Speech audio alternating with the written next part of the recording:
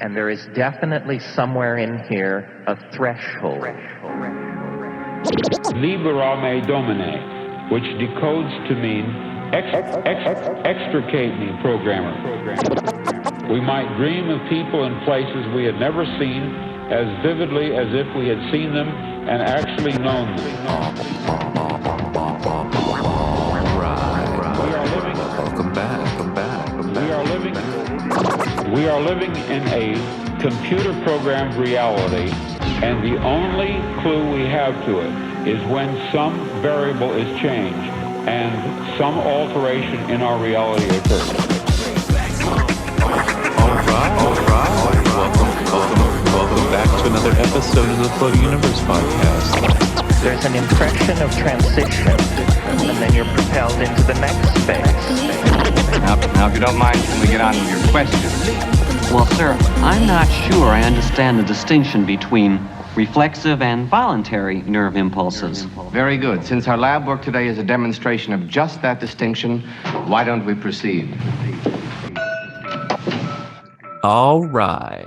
Welcome back to another episode of the Float Universe podcast. I'm so glad you're here.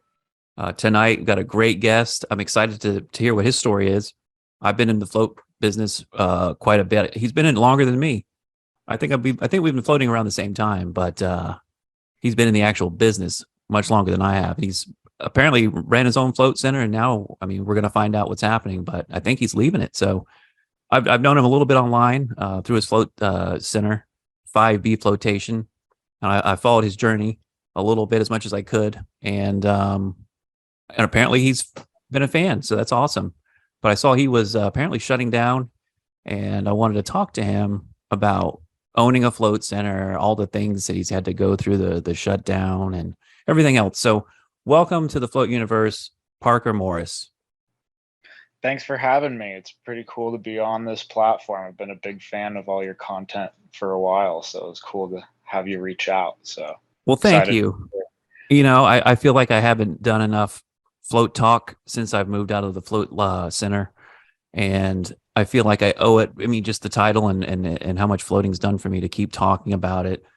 So I still want to keep that narrative going, and yours is like perfect for where I'm at, which is, I want to talk to somebody who's been in the game and seen all the ups and downs and all the things that can go wrong and all the upsides to owning a float center.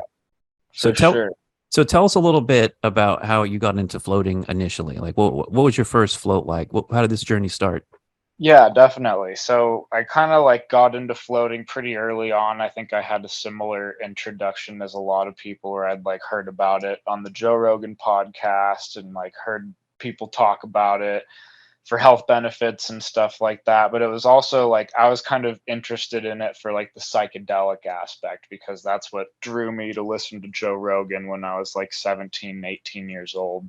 So I first heard about it, and it sounded when I first heard about it, I thought it was totally fringe. I didn't think there was even such thing as a commercial float center. I thought that you had to find some kind of psychedelic guru that had built one of these things in his basement. And so it was this really kind of fantasy idea for me. And then when I moved to college in San Diego, I had basically heard through the grapevine from someone talking about how they'd gone and paid to float at some guy's house in Pacific Beach. And I was blown away that you could just pay and go do a float tank like that, because I wasn't really sure what all the details were surrounding it. I just knew it was some kind of sensory deprivation, and I figured it was a big piece of equipment that was probably difficult to get your hands on and stuff like that. But basically I went and checked out this float spa and went and had my first float, and it really got me just 100% committed into floating because of how special my first experience was, and then also how special the first place I ever floated at was. It really left a impact on me, I'd say. Oh yeah, I can totally. My story's the same. Obviously, I floated for the first time. It really changed a lot for me. It felt so good. It was awesome. It was so unique. It was just so many things that I needed and wanted. And I'm sign me up for the membership. I don't care what it costs. This is more important than anything right now.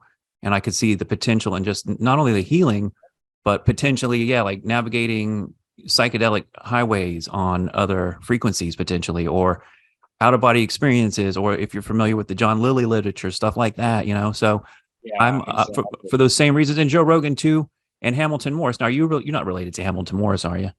No, I'm Oh, not. okay. But yeah, he was one of the ones that got me into it too, because I'm like, oh, look at this skinny guy. I'm like, he's as skinny as I am. Like, he's not afraid to go be on Vice and get naked in a float tank. So Yeah, th- exactly. That that was was actually one of the first things I remember, that Vice documentary too, and watching that, and that was one of the first pieces of content I'd ever seen of float tanks too. yes, that was the first for me.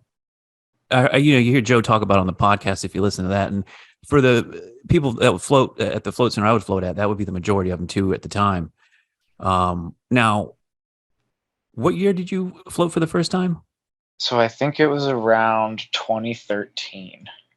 Okay, yeah, I floated for the first time in February of 2014, and Gotcha. I was at the end of just losing everything and physically unwell and mentally unwell and everything crashing down, and this was my beginning to my new beginning. That's So, all. um, so 2013, you're in the game, you're floating, yeah, at somebody's basically house, right? Is that what that was?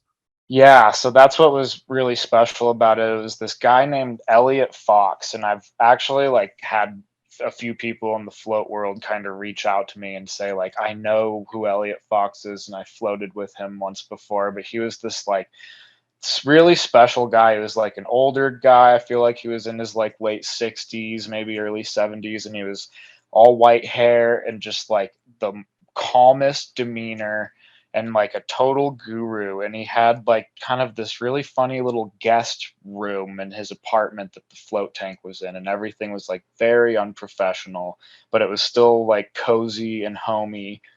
And his demeanor and the way he conducted his floats just made me get, I think it, like I feel like I've never been able to do as good of a job as he did with me on my first floats, because he would kind of like really subtly kind of ask me why I was floating without feeling like he was getting into my business or anything like that. And then he would give me some really subtle advice, kind of depending on what I was trying to accomplish with my float. And then he would usually like take payment beforehand and then let me just hang out in the float room afterward. And a lot of times, if there wasn't a float after me, he would let me float longer and stuff like that. And it just was like this total zen environment, and he just became this like character that was like a sage in my life. And I just always felt like I could like give him updates on whatever was going on in my life, and he was never nosing into my business, but he always just had like a real short wise snippet of advice, and then he would leave me to my float. And I think having him be the person that introduced me into floating was huge, because it just made me put so much like weight and value into my time there. And it really helped me like get into that mood where I think I got a lot more out of my first floats than maybe you would in more of like a sanitary business environment where the host isn't really engaging with you as much. Yeah, that's almost exactly how my experience was with the float center I was at. I'm not going to say the name because I lived and worked there and, thought I owned it for a while, but, it's a whole story there. We might get into a little bit of that, but it was basically the same kind of thing. It was a place that was super cozy. It wasn't some nice, I mean, basically it was in a shed, like a metal shed building. And, Yeah. but it was super cozy. And again, I realized this when I got into the shoes and in the saddle of running a float center, which is that experience of walking through the door, whoever greets you, the energy in the air, the welcomeness or not, the cleanliness, that was more important. Like the psychological aspect of setting someone up for the experience Hmm. was how I got a lot out of it, and what I realized, what floating, because the thing is, you don't know what it is, and you float, and you don't realize you're potentially going to have this opening where emotionally or some kind of next level understanding about yourself or the nature of reality even, and you're coming out and you're having or these people are coming out and you have to deal with them unloading on you emotionally or just having their mind blown, or never relaxed so deeply in their life without any kind of drug. So it's Yeah. definitely, I would say, the most important factor outside of having a good quality, your float tank set up right, is Yeah. having the person run it is, I think, almost more important than the actual float itself, because the psychological aspect of floating is a huge part of it. And if that person isn't setting you up to get in it, and then when you come out, I think it's a bad, potentially a bad disaster waiting to happen with people who are Yeah, unconscious running a float center. exactly. I totally agree. So you floated this first time, it blew your mind. What's the next thing? Do you just keep coming back to this guy? Yeah, so I kept going back. One of the biggest things that it kind of blew my mind with was like I just moved to college and I was kind of like sucked into this college kid lifestyle where I was like getting by on ramen noodles and living as cheap as I could and stuff like that. And the first thing that happened when I floated was I came out and I just had this like incredible newfound respect for my body. And I like immediately went home and threw away like basically donated a bunch of like crap food that I had at my house and started like eating healthier and taking care of myself. And I had this new like fascination for taking care of my body. And I think it was because like being in the float tank and seeing how good my body felt like I just had a tune up when I came out just made me have this epiphany where I was like, if like my body is the most important possession I've got, and it's in my best interest to take good care of it. And I need to start putting the best fuel into it and all the best resources into it as possible. And I just like had this newfound respect for my body. And that's a big part of what drew me kind of into the whole culture of it. I started kind of exercising more and eating healthier and floating more. And my whole life just got better on all aspects. And I had more energy and was in better shape and felt better. So I was trying to float pretty consistently. I would float like I was signed up on a program and would buy a little like I think it was 5 floats at a time or something from him. And I would always ask for floats for like my birthday or anything like that from friends and family. And then I ended up having a roommate and kind of got him into floating. And he had some money to play with like family money and stuff. So we came up with an agreement that he would buy a float tank for our garage if I would put it all together and kind of do all the maintenance on it. So then we pulled the trigger on that and bought a kit, and I got to basically figure out how to like put this thing together and make it work. What did you And we buy? like so we bought an escape pod float tank. Is that like the Earth? Yeah, exactly. It was like the earlier version of I the thought you Earth. had It an was like Earth, the and first I was like, model. I was looking at your thing. I'm like, this guy had an Earth at one point. I'm like, I'm going Yeah, crazy. I'm like, no, he doesn't have one though. I'm like, no, I always associated that Earth float tank with 5B. I know other float centers had them, but yeah. you're the one. I'm like, I know at least one place that has it. Yeah, we had the escape pod for a long time. Then we ended up upgrading a handful of years later after I'd moved locations a couple times and stuff. But yeah, the escape pod was great. It was one of the only tanks on the market that you could buy and put together yourself. So it was a lot more affordable for us, and we got it and put it together, and we were just running like college kids in and out of the house doing it and kind of advertising it to them as a hangover cure, but they would all end up, discovering that it's way more than that after they'd float usually.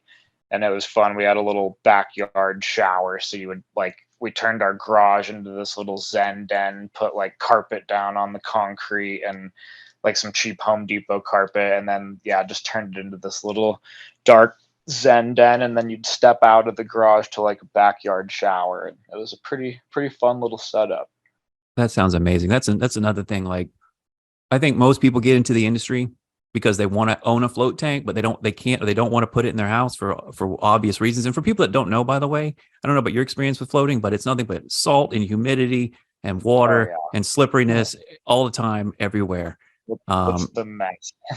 It's a messy thing to have, and it's constantly on. You never can really turn it off because Yep. the salt will crystallize, the water will get cold, and you'll have clogged pipes and a very hard. I mean, if you let it sit there for a while too, it can get really hard. Like I've had some of that salt be like diamonds. I'm like, damn, I can't even break this thing. Yeah, I can like cut you, it seems Oh, like, yeah, if I you could really cut you bad. I've been fucked up bad on some, because my story was we took over a float center that was trashed. The go. guys just let it go, and like just everything was trash. So the first year of my journey was like rebuilding. Like I didn't do a lot of the rebuilding, but I was overseeing things and really having to put my fingers in a lot of like holes in the dam. Right, people would come in and things weren't quite right. I'd have to hide it or you know kind of like a magician, sleight of hand, divert it the other way. Don't Yeah. look in that corner over there. Um, Yeah. so it was super annoying, but yeah. So people, my thought is, I want to have a float center. I want a float tank. I want access to a float tank 24/7, but they're a pain in the ass. Mhm. You can't really put Yeah. them in your house, and they cost money. You're always putting in salt. That's another thing. Like salt's not a fixed expense. Salt's always changing price, and Yeah. depending on your busyness, you're just going through the salt. So there's a lot of things potentially that can go wrong. And the thing is, the water has to be just right, and the salt, the buoyancy, all these things, all these variables have to be just right. So it's a constant maintenance. So Exactly. I'm imagining you're having the same theory that I have, which is, we might as well make a business out of it since we've invested this much. I mean, what's your story with okay, so you're in the garage, you've got this cool setup. Yeah, that basically how we started. And then I think we initially got into it just thinking like this is just a way we can float all the time and kind of get some money out of it to recoup our cost of getting the float tank and stuff Were like that. you charging friends? Yeah, we were charging like $20 for a float or something like that. So Nice. it wasn't a lot, but yeah, we were trying to just make back a little bit so that we could kind of pay to keep maintaining it and keep it up and running and stuff like that. And kind of like I was in college at that time doing business classes, and I like basically started it made my classes a lot more beneficial because everything I was like hypothetically talking about in class, suddenly I just started turning it into float tanks in my brain while I was learning it all. So I was like learning some business classes, like using float tanks as my example in my head. And then the more I thought about it and the more time went by, the more I was like, I think this is like what I want to do. And it was kind of like I felt like I was really attracted to the type of people that were into floating at that point Mm-hmm. in time too. So I was like, this is going to be like a really fun, happy job because I just get to hang out with cool people and I'll end up being friends with half of the customers and stuff like that. So I started kind of gearing it towards wanting it to be a business. And then I made the decision basically that I wasn't. So I was going to college in San Diego. I'm originally from a small town in Idaho. So it was really hard for me to wrap my head around trying to start a business in San Diego just because I was like broke college kid and I didn't have any family down there, anybody to help me out. I didn't know as many people. And getting your foot in the door and like opening a business in San Diego in a big city in California is just a Yeah. much bigger hurdle than doing it in a small town in Idaho. So, and the other thing was I had this idea of like I wanted to bring floating, like I discovered it in San Diego at college and I wanted to bring it home because I'm from like a ski resort and there's a lot of little like athletes and ski mountains and outdoor activities, and it was kind of a cool concept in my mind to like create like this mountain town float spa, which was like a new idea at that point, I feel like. What was the closest? Let's see, you were in Ketchum. Is that how you say it? Yeah. Yep. Idaho. Now, what was the closest float center? So there's a float center about 2.5 hours away in Boise, which is called Stillwater. Hmm. And they opened up kind of like right when I was getting into floating. They were a little bit ahead of me. So they opened up kind of while I was doing floats in my garage in San Diego. Nice. So you move Yeah. back. So you move back to Idaho. I guess you start going through the process. Do you bring this? You're going to use the tank that you're using in the garage. You're going to take that back to Idaho. Is that what happened? Yep, exactly. I was able to make out a deal with my buddy to where I ended up taking it back to Idaho, and he stayed in San Diego to keep going to college, basically. So I decided I'd had enough school and I was ready to go start the business. So I moved it to Idaho, and then things kind of just slowly fell into place. Like I didn't have a lot of money or anything, so I was looking around at spaces and just trying to figure out how I was going to do a shower and kind of find what I needed and afford the construction for what I needed. And I ended up finding this space that was like just perfect for a single tank little float spa startup, because it was like a little small building that had a few other businesses in it, but it had a shower in the room, and it was a vacant spot, and it was like a perfect size room for a single float tank with the shower already in there. And then it had like concrete flooring with linoleum on top of it, so it was like perfect flooring to put a Yeah, float tank down on and things like that. So it kind of just fell into place. And I actually went to the building looking at a different space that was open, and when the landlord was asking me what it was I was trying to do and I explained it to her, she was like, "Oh, well, I have a space that has a shower in it and no one wants it because of that shower that's in there." And it worked out perfectly. So she wasn't even advertising the space, and I ended up getting it. that's beautiful because, I don't know what you believe spiritually, but hopefully you felt that that was a sign, right? That, you're Yeah, ordained to do this. It's a good opening and here we go. Now, exactly. I mean, because that's really, I think there's a few pain in the ass things about building, aka buying, aka and running, and then whatever a float center. And I think one of the most pain in the ass things is, you got to find a place that's quiet. You've got to find a place that, I got to build a shower now. A Yeah, lot of these builds are impressive, but it's a lot of money sunken into these facilities where you've got nice showers and you've got built-in like open air tanks. Like these are, whoever, if you ever sell your business, it's not going to be easy to sell that property, or they're going to break all that shit down. yeah, So, getting in a place that's already built out, like that's beautiful. Not having to install a shower in the flooring. So yeah. good for Very you. lucky. Definitely. I definitely felt like it was a sign, and the rent was like incredibly cheap. Like I think my rent when I first started out was like $350 a month. Mm, So that nice.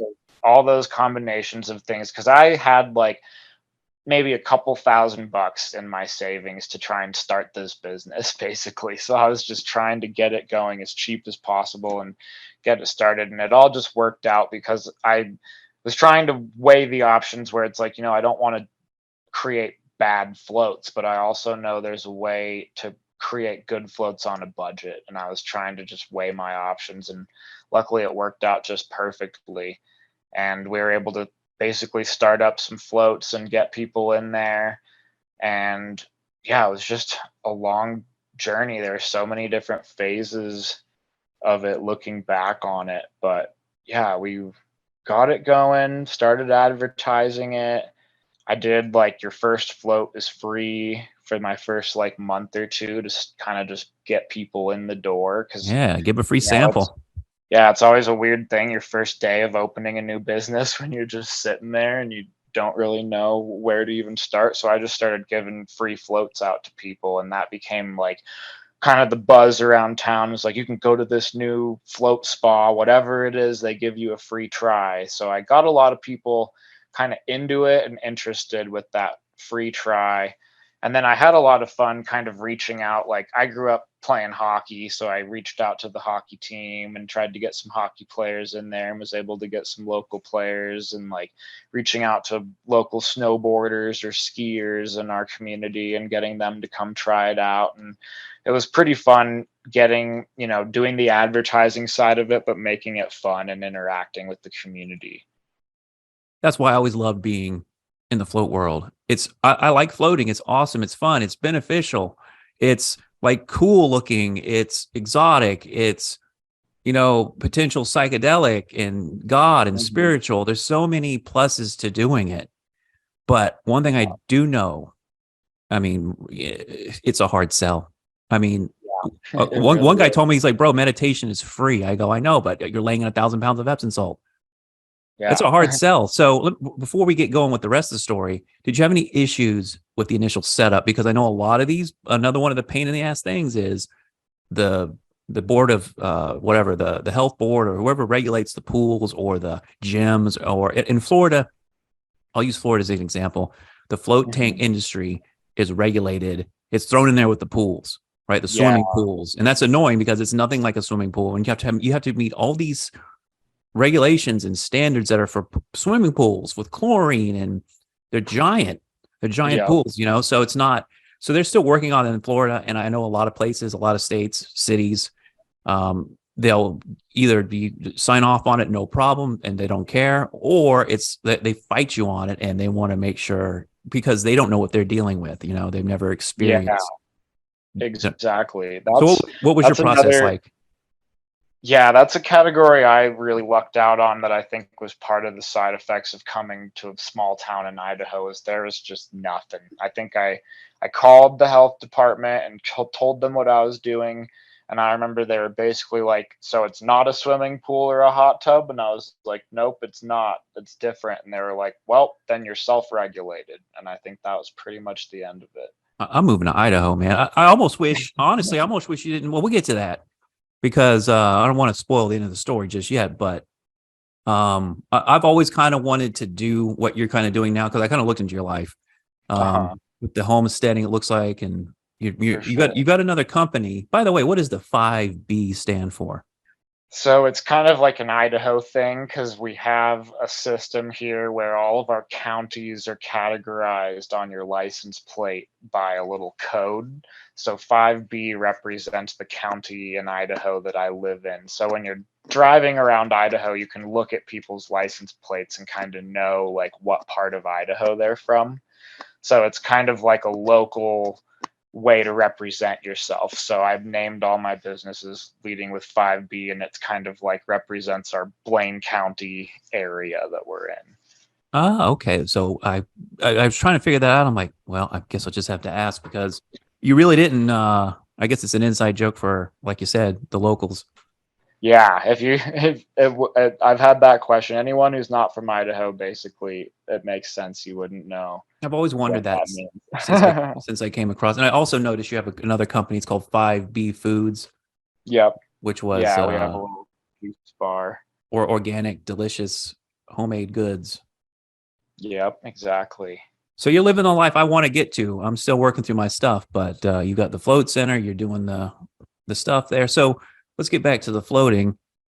So you're what? This is like 2015. Yeah, I think I opened up. So it was like I floated my first time 2013. I think I opened up right around 2015. Yeah. And it's just one tank the whole time, or did you ever expand bigger than that?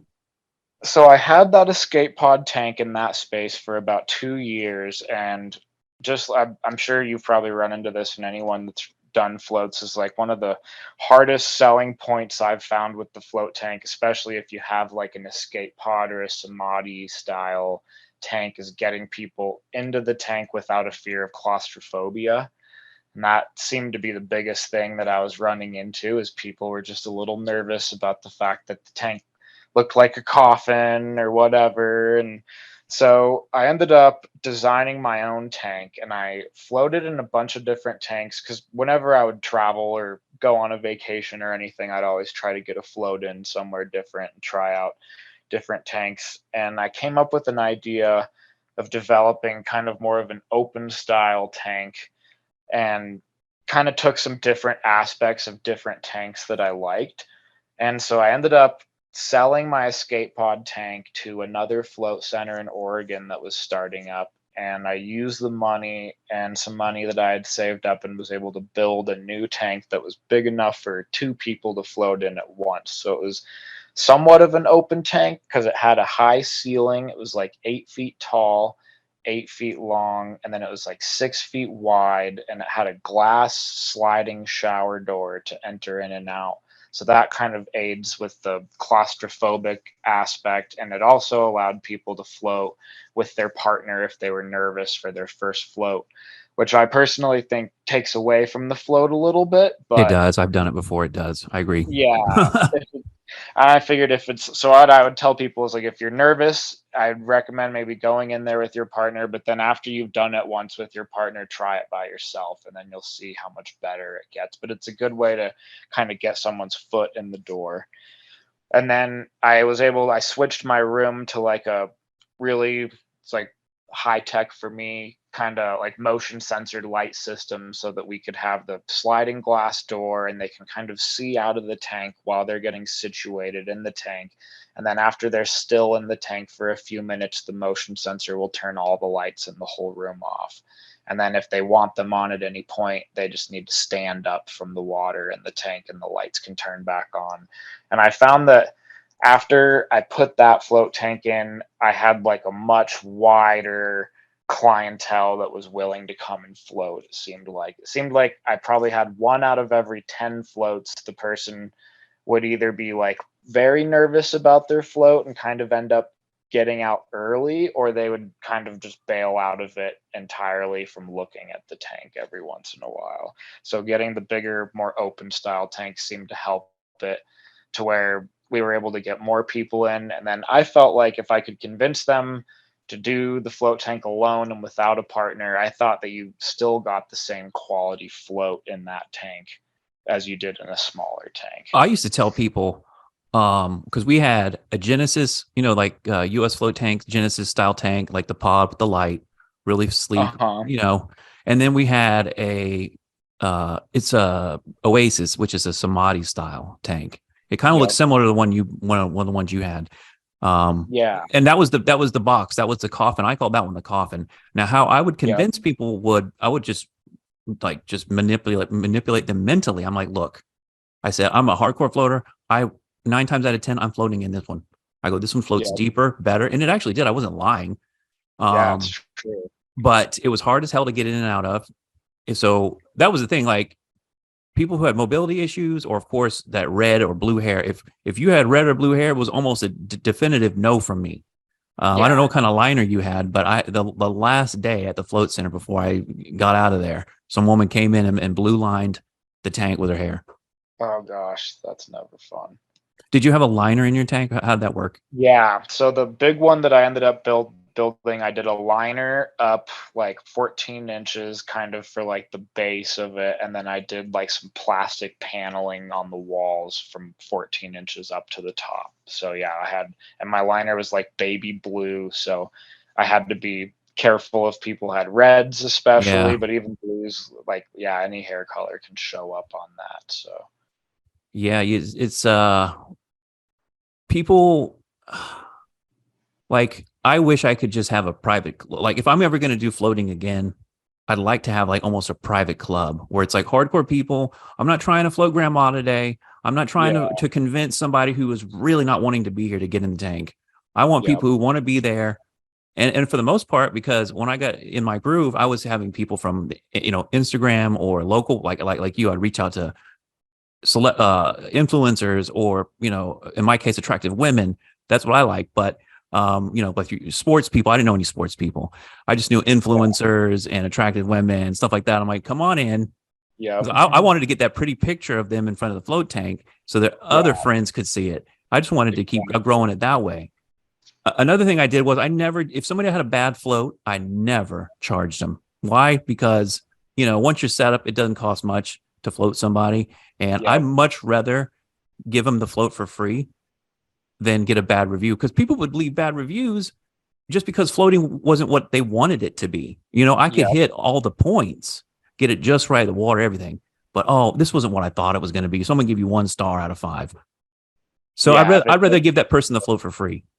Exactly. I think that's a great idea. I would do that a lot too. I would make sure, like, if there was ever, they thought the temperature was slightly off or anything, I had like pretty much like a 50% discount that I would immediately slap on to like any small complaint. And then if it was anything that I felt like affected the quality of the float throughout the duration, I'd just give it to them for free, or tell them the next one you come back's on us and stuff like that. And that way they understand that it's like that wasn't how it's supposed to be. And when you get it, because it is a tricky thing, because it's something small can screw it up, and it's got to be just right to really get those profound experiences. So I mean, it you can kind of explain that to them sometimes. Oh yeah, it can be as bad as they take too hot of a shower before they get in, and that sets their body temperature off for the next hour where they're sweating. Yep, that can totally throw it off. Or drinking a cup of coffee before your float, or so many things. Oh yeah, I'm sure like me, you had a whole list of things you'd go over on the phone because going back to our first point, which was the boots on the ground, like who is there in the float center, who's leading these floats, who's guiding these people. That's so important, and that's another part of it there. Like Yeah, definitely.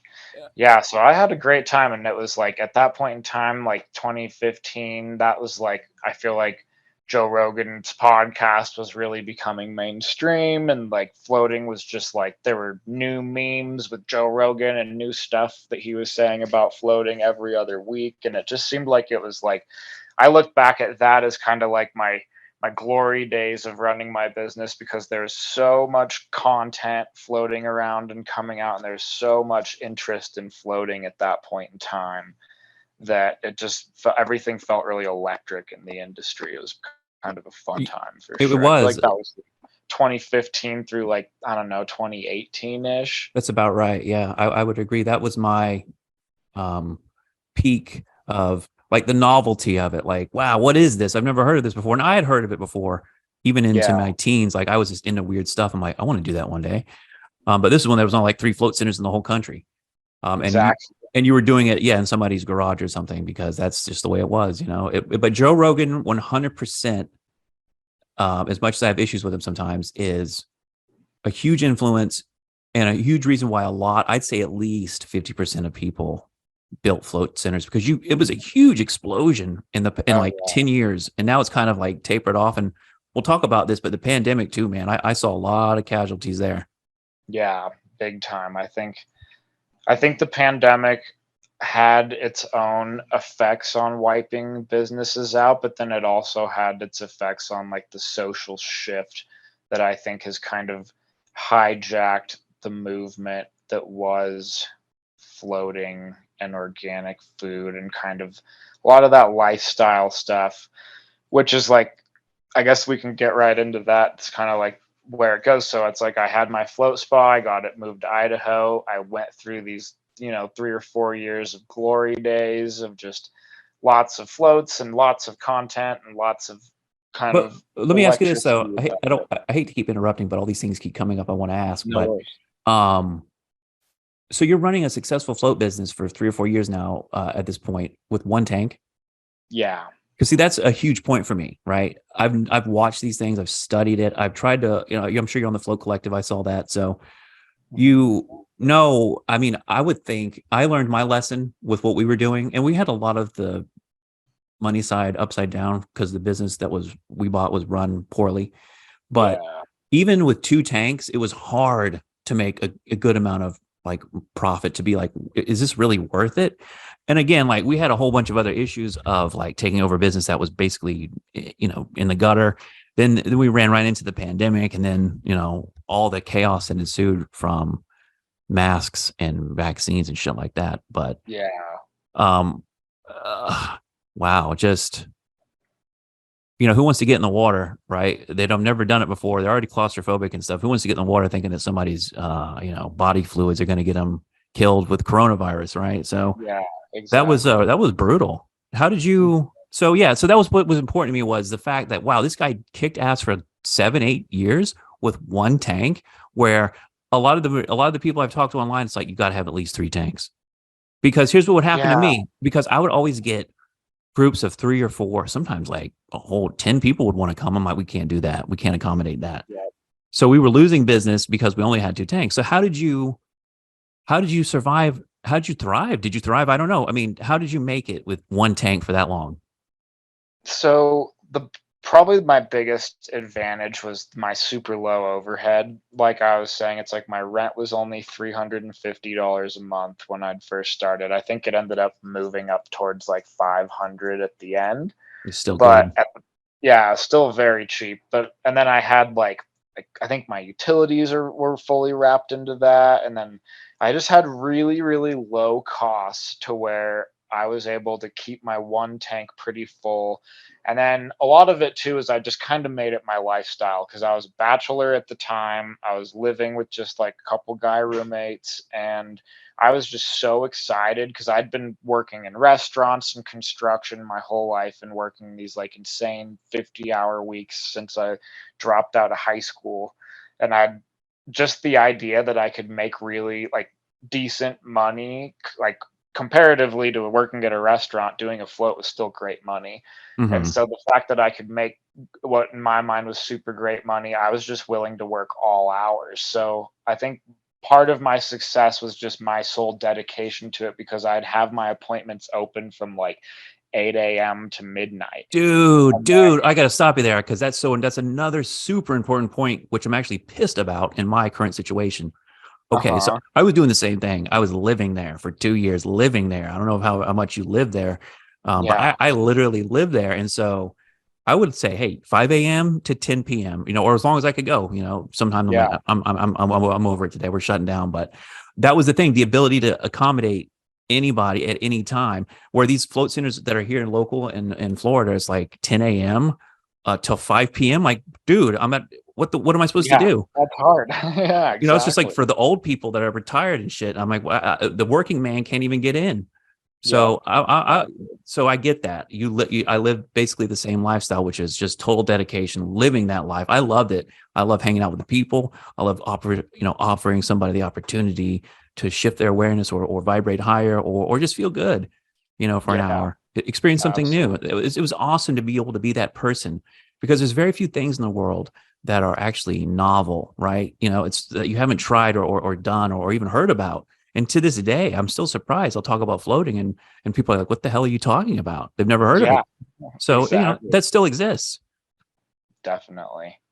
Yeah, So, and I think that's kind of what I've preached to people is I I've never, with all my businesses, I've never gone the route of taking a big loan from a bank and fully setting up, $50,000, $100,000 build out, and then just like setting yourself up the salary and trying to pay everything back. I've never gone that route. I've always gone like no loans, try to piece everything together and do it yourself and get it done cheap. And so I think if you're doing things that way and you're not going loan from the bank, you just have to be willing to dedicate your life to it, which it was like some of the greatest years of my life, like what you're saying. I loved it. I lived there. I had so much fun.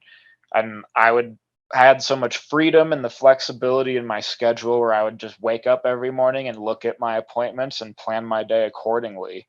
And it was a really fun life. And I had a ski pass to our little ski mountain, so I would just kind of be like, hey, I've got some appointments in the morning, I'm going to go do a couple morning floats before people go to work, and then I'm going to go ski 3 or 4 hours, and then I'm going to come back and I'm going to do floats till midnight, and then I'm going to go home and do it over again tomorrow. And it just I thought it was like absolute freedom because I had money. I just didn't really know what my hours were going to be until a day or two before, and you had to be flexible.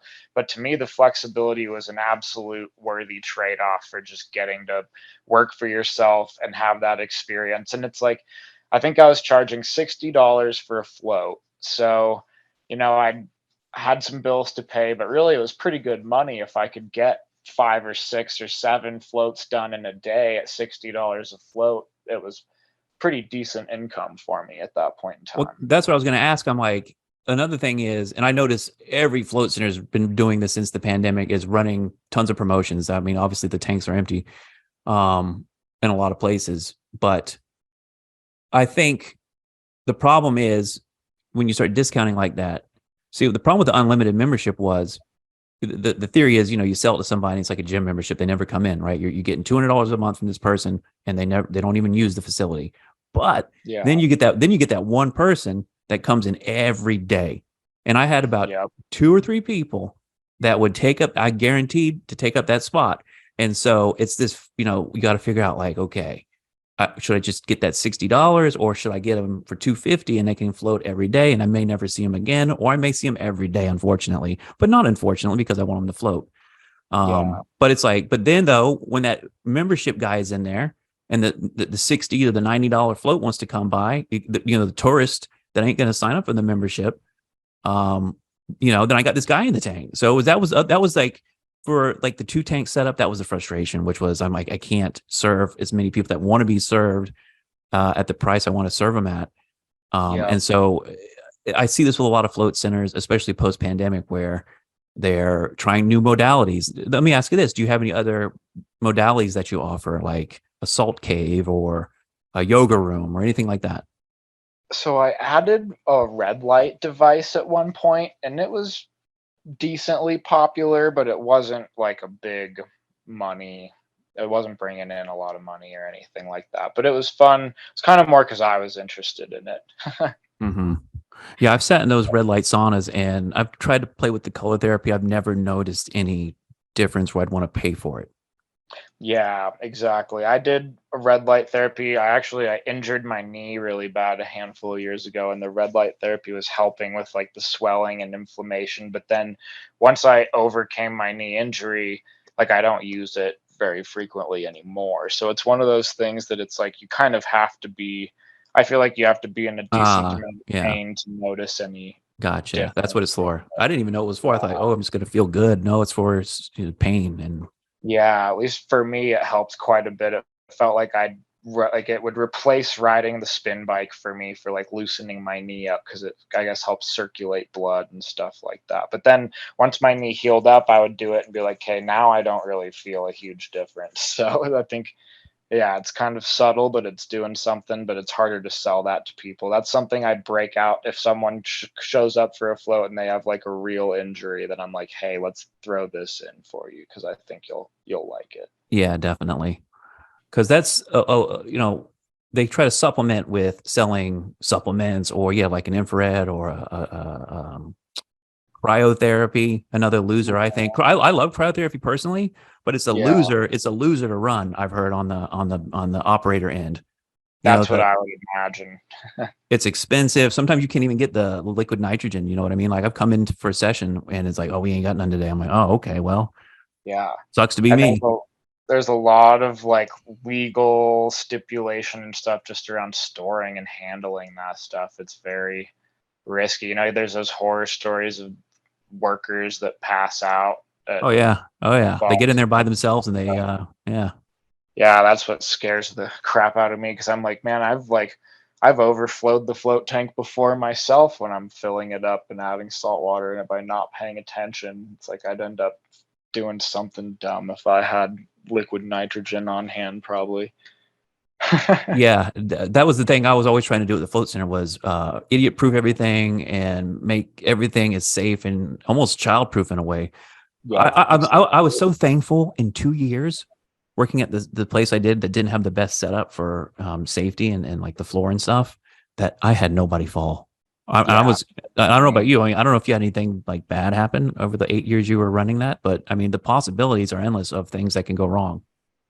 Yeah, there really are so many possibilities. I got really lucky, and I think it's kind of one of those things. It's almost like I believe in karma, and I feel like it's like a karmic thing where I don't know, like I hear all these. I've heard some absolute horror stories from other float spas, and I would tell them to my customers sometimes and be like, "Luckily, that's never happened to me." And stuff like that. But it's like, yeah, you hear about places where people poop in the towel bin and stuff like that. And luckily, I never had anything crazy like that. I'm trying to think of the craziest You never had a code brown in the tank in thing I eight had. years? No, never had a code brown or a code yellow. I got really lucky. Never had anything like that.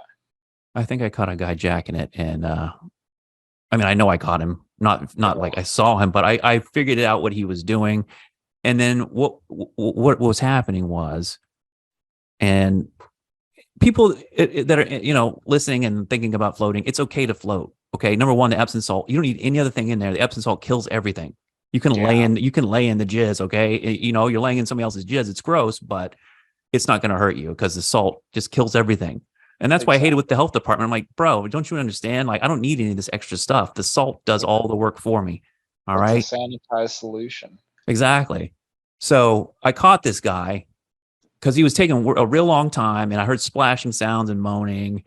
And what our routine was, unless it was, I had a lot of time or unless it was like somebody that I thought was going to be extra messy, I would usually just run the pump right after they got out. So they jump out of the shower or they jump into the shower and maybe after 5 minutes, because this is a busy day where I'm turning over two Yeah, tanks every hour and a half, and there's people in the lobby, and it's just me. And that's the other yeah, thing about being a float center operator is you can't really have two people because there's a ton of downtime. Are we going to pay that person to just sit there? Exactly. So you got to figure that out too. But yeah, so I caught this guy and I'm like, you know what? I think this guy's doing this in here, but I haven't caught the actual fluid in the tank. And there's all kinds of biomaterials in a float tank. People that are listening, by the way, there's hair stuff, there's skin. You'd be surprised what comes off on that filter when you actually pull it and clean it. And so I said, you know what I'm gonna do? I'm gonna shut the pump off. I'm not gonna run the filter on this guy. I'm gonna just let him float, which is how it should be done, by the way. You shouldn't be in there with that pump going, because that electromagnetic and that sound, it really fucks with your vibe. But on a busy day, we didn't have a choice. And also, I felt like it would help people like speed them up. Like, okay, sometimes I wouldn't run it, but if they were taking too long, I would run the pump to speed them up. Like, okay, time to get the hell out of here. Exactly. But so this guy, I didn't run the pump, and sure enough, I go in, and my suspicions are confirmed. Never confronted him about it, because he was a good guy, good customer. And next time he came in, like, so this last time I didn't run it, right? So his jizz was just like laying there in the tank. Yeah. And I went and I saw it and confirmed it, but he also knew. He's like, oh shit. He's like, now I'm caught. You know what I mean? But I never made a big deal about it. I never said anything about it. But after that, it never happened again. Yeah, that's probably a perfect way to do it. You can kind of subtly catch them, but then don't humiliate them to where they can keep coming back. So that was, I think I had one case similar to that where I had a suspicion and I ended up kind of leaving it to doubt. And to this day, I'm not positive if it was or not, because it was similar. I had a suspicion. I left the pump off. I went in, there's something, but it was questionable to where I was like, I don't know if this could be like maybe some bubbles or something from him sloshing around, or maybe spit or something. Yeah, spit looks like it too. Spit looks very similar to it.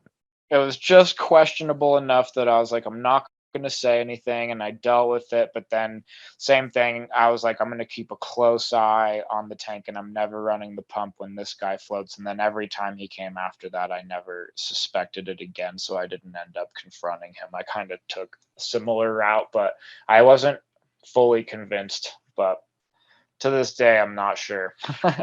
I was pretty convinced, and I think I saw what I saw to finally put that cherry on top. But that was, I mean, luckily, no code browns. I lucked out. I didn't have anything too crazy. I think the goofiest thing I ever had was I just had a handful of people that would get so relaxed that they would sleep through. Like, I have a little bit of music that comes on and some transducers in the tank to wake you up, and it's pretty, I mean, it's subtle music, but it's loud once it fully kicks on. And I've had a handful of people sleep right through it to where I had to do the awkward kind of like reach into the room and try not to look and knock on the float tank. And see, that's okay. So every once in a while, you get somebody in these tanks that would be just straight knocked out. And a lot of times I think they took an edible. But my procedure was light and music. Or no, one of the tank had light, one of the tank had music. So it depended on the tank. But I would try to wake you up with the light, and then I'd wake you up with the music. And then if I couldn't wake up with the calm music, then I'd turn it on to something a little bit more aggressive, something rock and roll or something. And then if that didn't work, then I'd actually run the pump on them. And I've had 3 people in 2 years sleep through rock and roll pump. I'm going to the point, and the door is locked too. So I'm like, and I'm banging on the door too. I'm banging on it hard. I'm screaming. I'm yelling because I'm like, this motherfucker is dead. I'm scared now. I got to go in there, and now this whole place is going to have this ghost energy of this dead person that died in the float tank. But no, it's just like I unlock the door, kind of reach in, and as I bang on the tank, because luckily the tank's down, I can't see anybody. And they didn't even know I was in there, right? They just like wake up and they think that they've just woken up on time and it's normal, but no, they have gone through almost it's a battle outside the tank to get them to come back to awareness. But a lot of times it was, I come to find out they had taken an edible, and that next level. But I've had plenty of people not take an edible and just have such a sleep debt, be so exhausted, be so stressed out. And then they get in that salt, that buoyancy, they float, the decompression of the neck and spine. That's a huge thing. Your whole body. That was my journey, was developing body intuition to the point where I realized how screwed up my body was. And that led on a whole journey of self-discovering other modalities to heal with. So that's why I still I love floating, and I floated not too long ago. I haven't been floating as much, and I just felt so amazing afterwards. I'm like, oh, I used to do this every day. So owning a float center, I see some of these people don't float at all. I floated sometimes twice a day. I floated at least every day because I lived there. I would wake up in the morning, and that was how I would start my day at 5 a.m. in the float tank, about 45 minutes. What was your float frequency? So I went through different waves of it. When I originally had it in my garage in my house in college, I was like sleeping in that float tank basically. And I would just go get home from work at like 11 p.m. and just hop right in that thing and just see how long I could stay in there throughout the evening.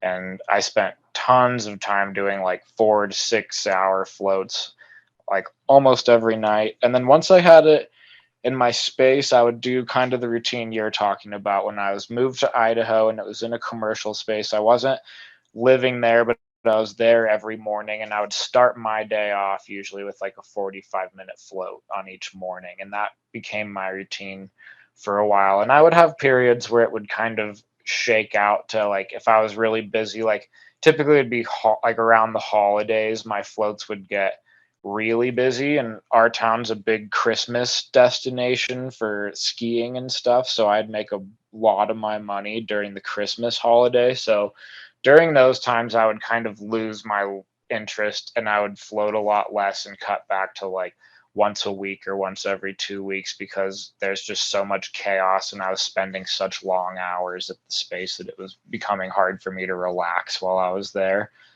Oh But yeah, I can imagine. once it would be out of busy season, I usually try to get back on my float at the beginning of the day type of schedule. And during COVID, I ended up, the business went through some ups and downs, and I ended up floating kind of infrequently for a phase. And then I would go in phases with it where I would float, a bunch of times for a few weeks, and then I would take a few weeks off and kind of go back and forth. Nice. So we're going through the glory years of 15, 16, 2017, and 18. And then we start to turn the corner into 2019, and obviously March, April of 2020. Yeah. I don't know how you felt about it, but I think it's a huge disgrace that as many people willingly did what they did, just with the Yeah, TV telling them to do it, like what's going on here? exactly.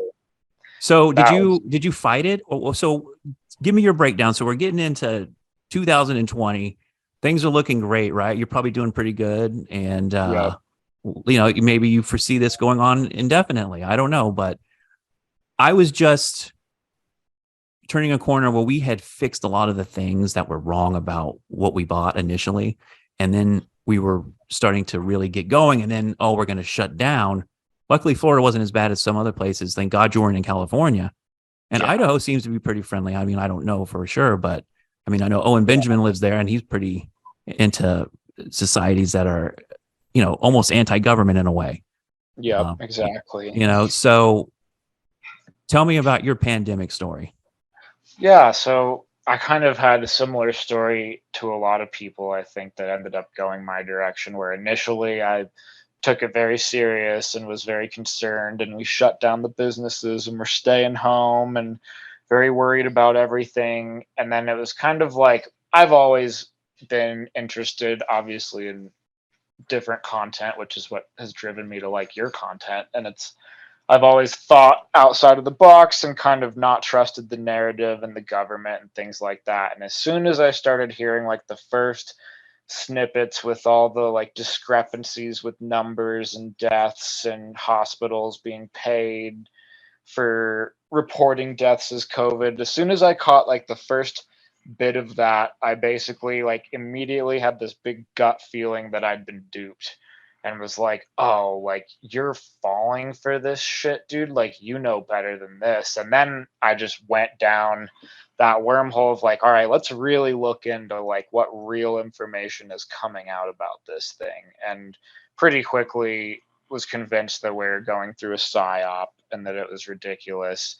So basically, as soon as I had that figured out, at that point I had a serious girlfriend, and she was running a juice bar that was like in the same in the same like mall type building as my float spa.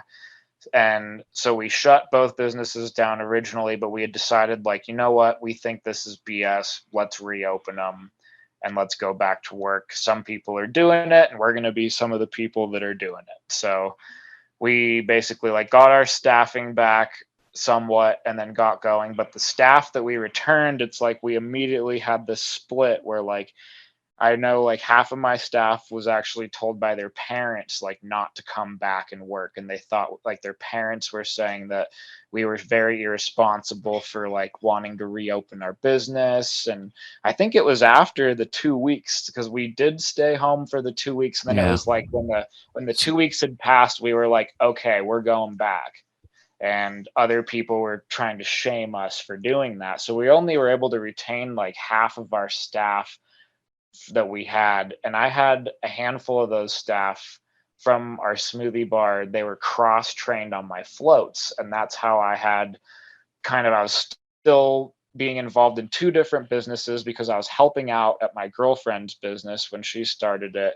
And I was able to basically help out at both by cross training some people. So now all of a sudden I had way less people to do floats, and it was becoming hard for me to be available with all that time because I'd taken on some extra responsibilities when I'd had staff and stuff like that.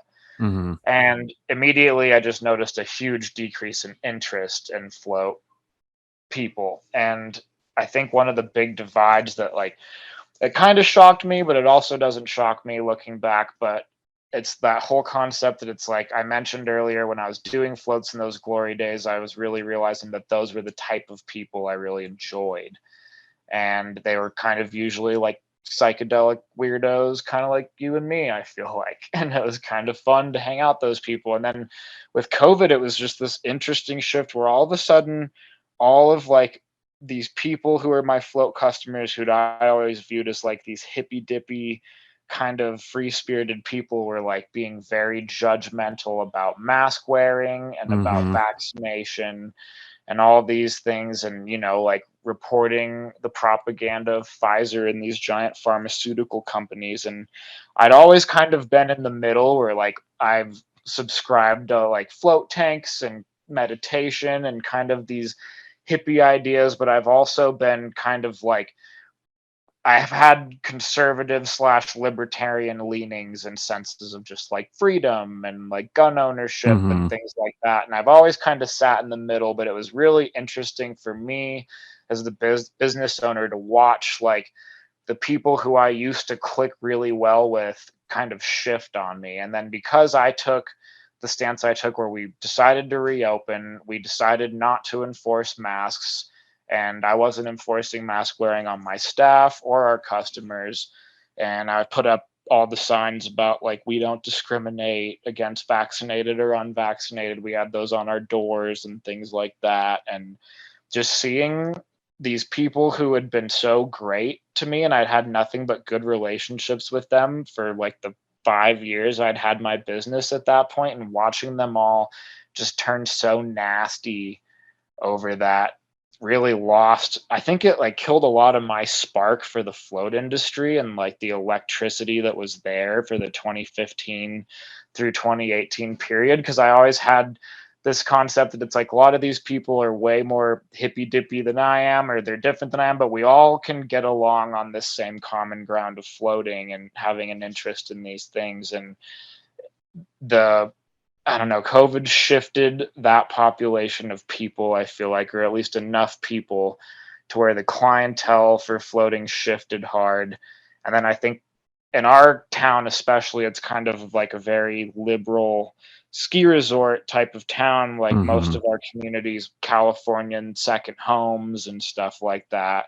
So we really got like our town. The rest of Idaho did not react the same, but our town was like downtown LA, it felt like. And our two businesses became like absolutely just picketed basically for being open. And we had people calling the police on us. And luckily, the police would just tell us they weren't going to actually do anything. And they would just come and politely ask us to wear masks. And we would politely tell them no, and then they would go away. But we went through so much hostility that it actually led me into the last thing I attempted to do with my float tank before ultimately deciding to sell the business. Was I tried to create what you mentioned earlier at the beginning of our podcast, is where you talked about having a float club. And I tried to have like I reached out to all of like my best customers who came the most frequent over the years, and I tried to promote this idea of like, we would have a key fob system, and I would spend time working, and I could be at the building and get the float tank ready for people, but people could essentially kind of be part of this diehard float club where they could schedule their own floats and have like a keyless entry. And my job would be to kind of make sure that I'm there to be cleaning the tank in between appointments and stuff like that. And that was kind of my way to try and recoup the customers that would still allow me to find joy in doing floating, because I just found that it's like, after COVID and the societal shift that happened, the average person that was coming to the float tank just ended up being very confrontive and abrasive about masks and vaccination and all those things. And it just took all the joy out of doing the job. So I thought that doing the float club would be a great way to kind of be able to weed out bad apples and get a good group of customers. And we tried to run it for a little bit, and it was a cool idea, and it went for a short period of time. And then unfortunately we had someone end up leaving our pump system on overnight, and it caused an issue with the pump overheating, which ended up costing me a lot of money. And then I decided I'm going to pull the trigger and put the business up for sale, because since COVID, when our numbers died off, it hadn't really been profitable. So we were very profitable in those glory years. And then as soon as we lost our staffing and we took the stance of not enforcing masks and not enforcing vaccination or anything, it seemed that we lost a lot of our clientele, and it was kind of just breaking even after that point. And not only was it not making money, there's just so much battle and confrontation I was having to do with people just to navigate the COVID scare, that it really felt like it wasn't worth it to me anymore to keep doing it, basically. Yeah, and that's where I was getting at myself with my situation, and but mine ended in a blaze of glory because of all of those things we just talked about: the politics, the masks, the vaccines, and it was the same. It was like, man, I've never seen so many people that are like supposed liberal and leftist be for the government. Like, what the hell happened to people? Like, what is going on here? I'm like, and a mask, a piece of cloth. Like, people are really. It just shows you the level of unconsciousness and brainwashing that a TV, a phone, an official source. Like, my problem was when this popped off, I had a great relationship with everybody. Yeah, me too. And everybody loved me, and I was awesome, and I got along with everybody. I was in the space of oneness, and I didn't really see color or flags or anything that's divisive. I just saw, hey, you're a human being, you're one of God's children that wants to better themselves potentially. Let me be a part of that. That's awesome. But I'm not a moron. And I don't lay down for people. I don't take shit off anybody, and I tell it like it is. And that's a problem for my business partner who basically robbed me in the end. The float center never would have worked if I wasn't working there and living there, because I was doing the job of 5 people. Yeah. And you know, like the money, like the true situation money wise was never understood, because things weren't paid how they should have been paid, what they were worth. So they were getting a lot of value out of somebody that could do the job of 5 people, like social media, cleaning. I cleaned that place for 2 years. The pain in the ass is pulling those filters out and cleaning them. That's a full-time job. Full-time job. So, and then being at the desk, being nice and presentable and accommodating. And then that 5th job of like spiritual master that can, you know, take any situation that somebody's having and you know, bring them back to earth and relax them. So I'm like, you know what? You want to get rid of me? It's not working out. You were barely breaking even here. You're kicking me out. I can't live here anymore. We never had an agreement in place, and I just assumed I was the business partner / owner. And for a long time, they let me do that. I'm not going to say I'm using they, but it's one person. Yeah. Gotcha. And I'm like, it was very sad. I lost a lot of friends.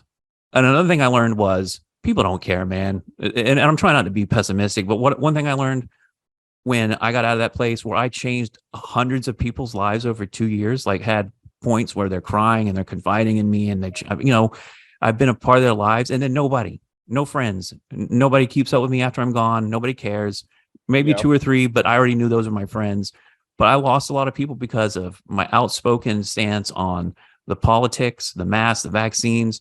I don't care who I lost, because I'd rather be alone and be like in the truth, at least of something I believe is right and truthful, than being with the crowd. So for me, it was a no-brainer. It's always been like that for me. And my life has been a struggle because of my mouth and because of who I am and how I just cannot be any other way. I can't fall in line. And, and you're going to listen to the news. Like, this person was an attorney too, so it had to be official. I'm Mr. Conspiracy Theory. So I was this person coming in every day with a new conspiracy theory, which, looking back, I was right about everything. But yeah, exactly. And coming in every day with a mask on it, when I never wore a mask for 2 years, but they would still wear a mask every single day. I'm like, look, it doesn't matter. Nobody cares, really. There was 2 customers. It was an old white woman who wanted me to wear the mask, and she wore a Black Lives Matter mask too, by the way. She's an old white woman, and she demanded I wear the mask. And there was another woman who was like, I'm not floating unless you wear the mask. I don't feel comfortable. I'm like, all right, fine, I'll wear the mask for you, obviously, for 5 minutes when I see you, but then I'm taking it off while you're in the tank, obviously. So for me, I feel your pain, man. Like, I lost a lot of passion for floating to want to get up and do it again. You know what I mean? Because it's a lot of work that it's you don't see behind the scenes of the constant cleaning. Yep. And Exactly. people like sitting there talking to you for an hour after they're supposed to be gone. I don't know how much that happened to you, but it was almost every person, to the point where I had to kind of limit myself. A therapist is like part of the description of being a float host, it seems like. Exactly. That's like the most important thing. You literally need the person that can clean a tank, can run a cashier, a cash machine, and can do that spiritual, like holding space after a psychedelic trip.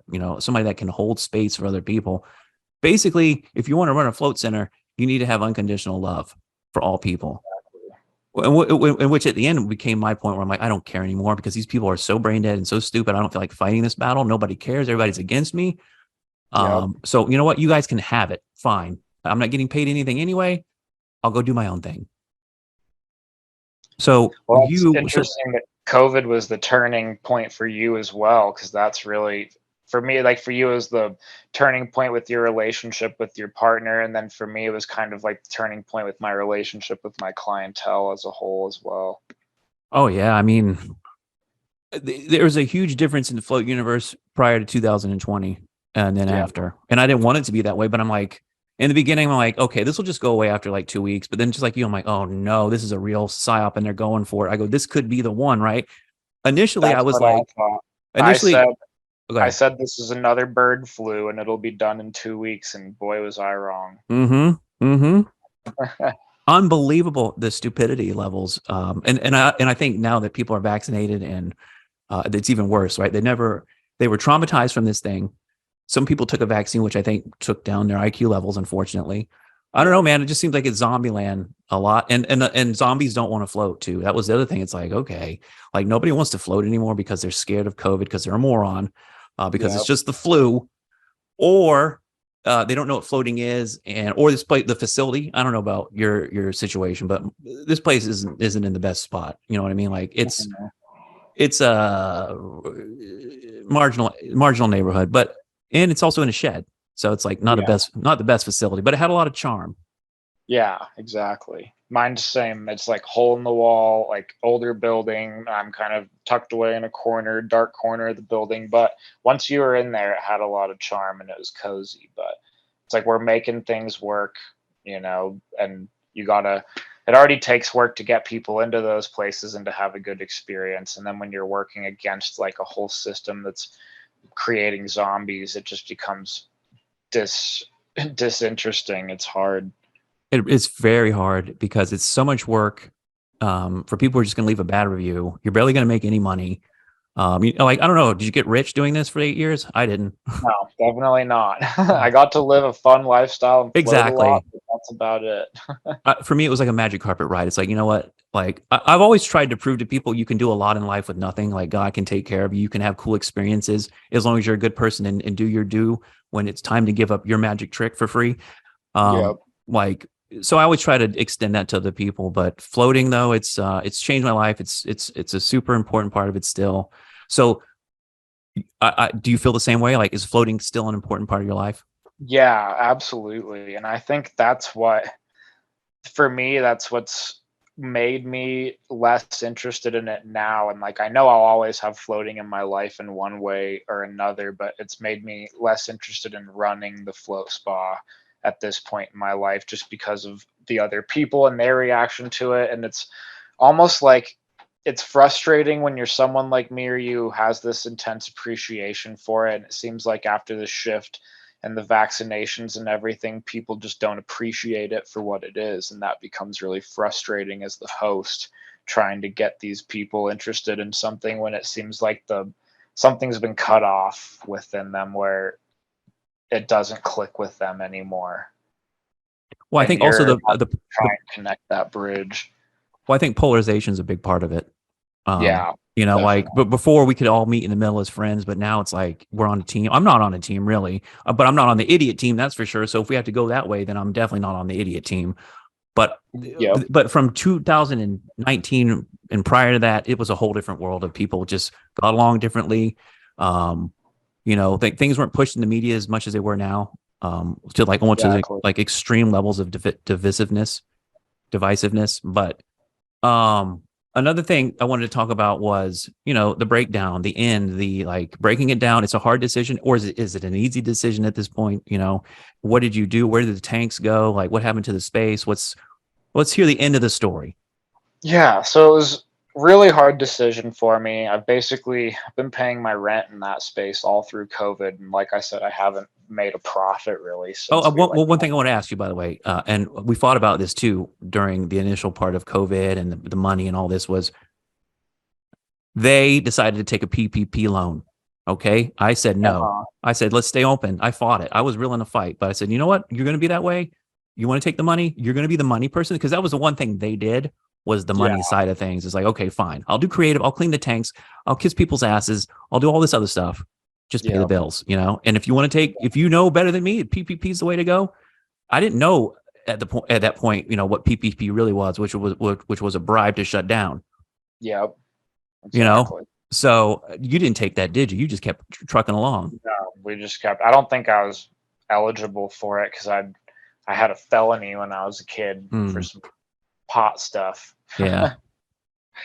But yeah, so I wasn't even allowed to take that. And that was, it was very interesting to watch so many people and just people openly talking about it and like openly asking you, thinking that it's like their business. Like, so did you take it?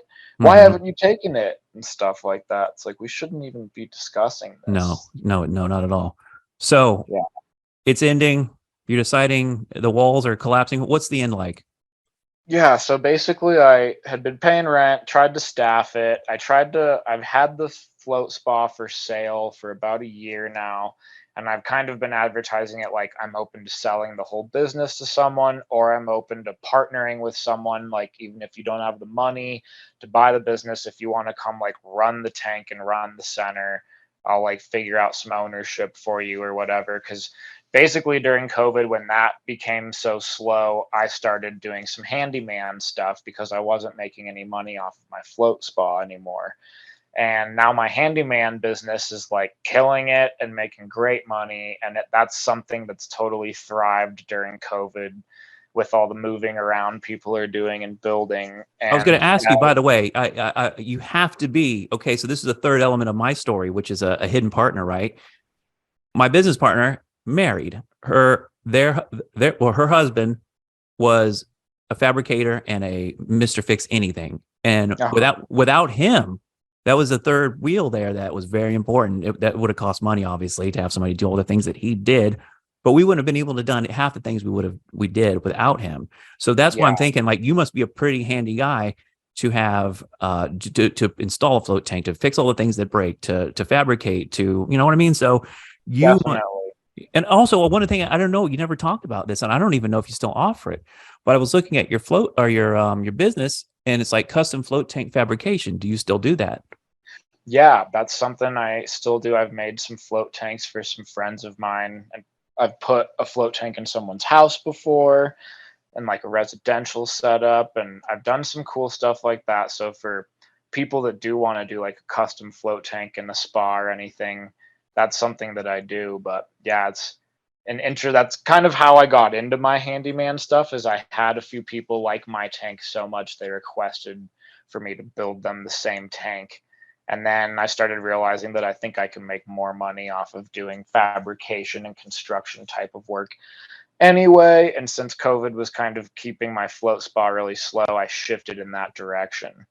And I've just been a lot happier because I have a lot more financial freedom to where I can still float my own tank or I can go pay to float in another tank. But I'm a lot happier just not having to deal with, I don't know, I guess it's just been depressing watching watching the clientele shift into the zombie situation like we talked about. And I've felt, I don't know if you feel the same way, but I've almost felt like somewhat betrayed by a lot of my clients in the float world, where it's like I just really felt like we were on the same page with not treating each other like this over differences. And it's hard to go back after people treat you like that and Oh, want to I serve. won't go back. I'll forget. I forgive, but I never forget. That's biblical. Never forget. Okay, Yeah. forgive, but never forget. I don't want to work with you ever again. I'm good. God's got other plans for me, and you didn't appreciate me. You didn't want me. You didn't want Mr. Float Universe getting people in and out of the tanks, cool people coming by, B-list celebrities. Oh, you don't want that. You want to have a nobody on your schedule and clean the pumps yourself. Go for it. All right, Yep. go for it. Because I wasn't making enough. I wasn't making any money.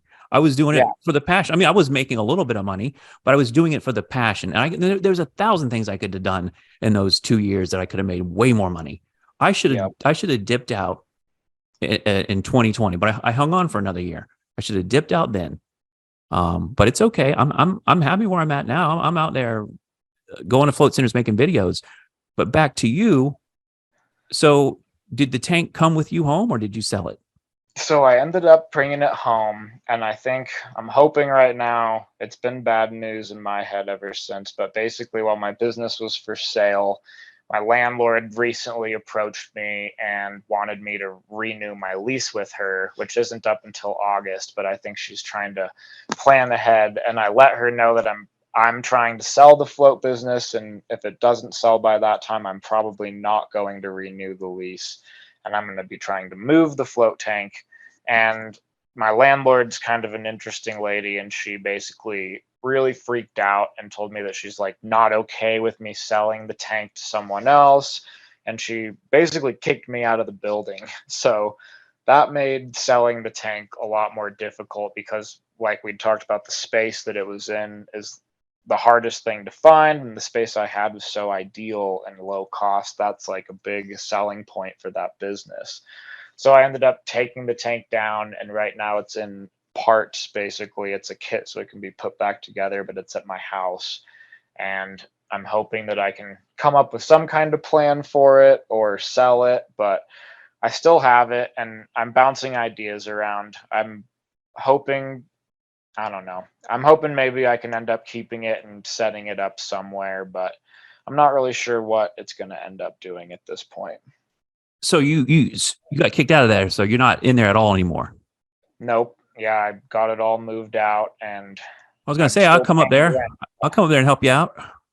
Yeah, I was gonna say, I wish I'd known that beforehand. Now she's, yeah, gone crazy, and I think now I don't think I could get back in there because the Well, you never know. relationship with the landlord's a weird situation now, but there's lots of potential for it still. It's like I was really hoping that someone who was in the position that I was in back during those glory days, who wants to go work on their own schedule and have Oh, the dude, it's me. appointments It's me. open. It's like that would be a really great lifestyle and stuff. And now that my life's shifted since COVID, which I kind of see it as the positive thing that came out of my life with all the effects of COVID. I had a lot of negative stuff with the business, but I did my girlfriend that I was with through COVID, I think going through the COVID storm, like, totally made us connect on a different level, and we ended up getting married. Oh, And now we're congratulations. like, I was going to ask about her and that business yeah, you have. thanks. It's great. And it's like you hear about the horror stories of couples that had to go through COVID and it ended up tearing them apart. And for us, it was the total opposite, I think. So that's one positive aspect of COVID. But now we're kind of like, we're trying to move to a homestead location where we can really take our homesteading to the next level and start a family. And I'm super into that direction. And I really think that floating, like, has served me, and it's always going to be a big part of my life, and I'm always going to be floating, but I'm not sure.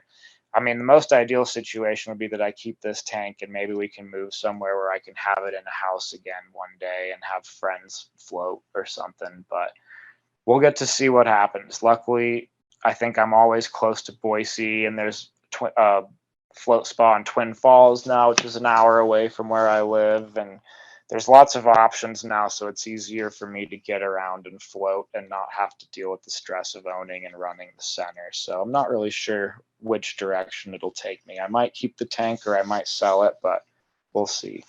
It's just crazy. I see some of these float centers come and go, and I was friends with some of these people, and then they're gone out of the industry forever. Some people have maintained. What I like to see, what I normally see with these businesses is it's either a couple, or it's a motivated guy that loves floating, or it's a franchise. Yeah.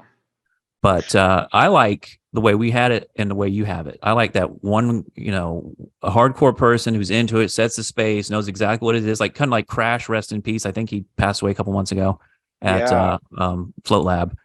Big name in the float industry. Got Joe Rogan into it. It can't get any bigger than that, except for John Lilly. But rest in peace to Crash. He's another one of those guys that you go in there, and especially in its earlier days, it was just like you're talking about the setup, the guru, the crystals, the incense, all that stuff. Yeah. But it's just crazy because I've been wanting to move to Idaho, and I'm open to, like I said, there's a particular float situation I'd be open to doing again. I would never want to work at some float center with like 10 tanks or something like that.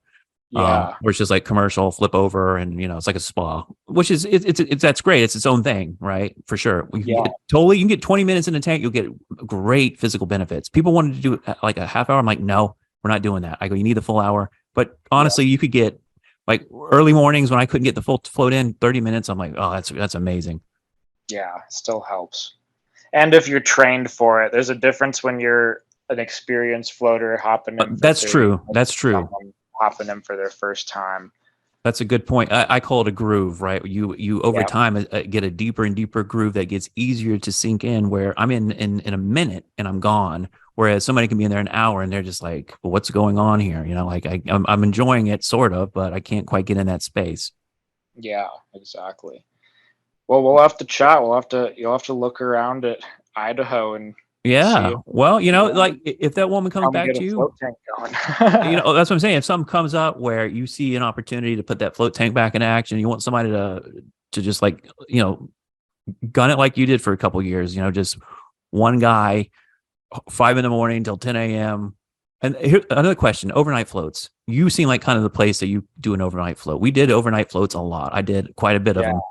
I've done some of them for sure. I had only a handful of clients that were interested in it, but I definitely would allow. There's like one guy that loved it, and I know that he played around with psychedelics and stuff while he was doing it, and I just turned a blind eye for him. But he would float for 4 to 6 hours in the evenings all the time and loved it. Yeah, I noticed you said that you could sometimes float for 4 to 6 hours. I could never do more than 3 on sober or any substance. Really, couldn't do it that long. People that do it 8 hours, I had one woman that could do it, like she was sleeping in it, like Dracula. Yeah, just continuous. She would come in and just lay down there for 8 hours. I'm like, dear God. I really had to be in the right move to go beyond 3 hours. Usually, I was like you, like 2 to 3 is kind of my window.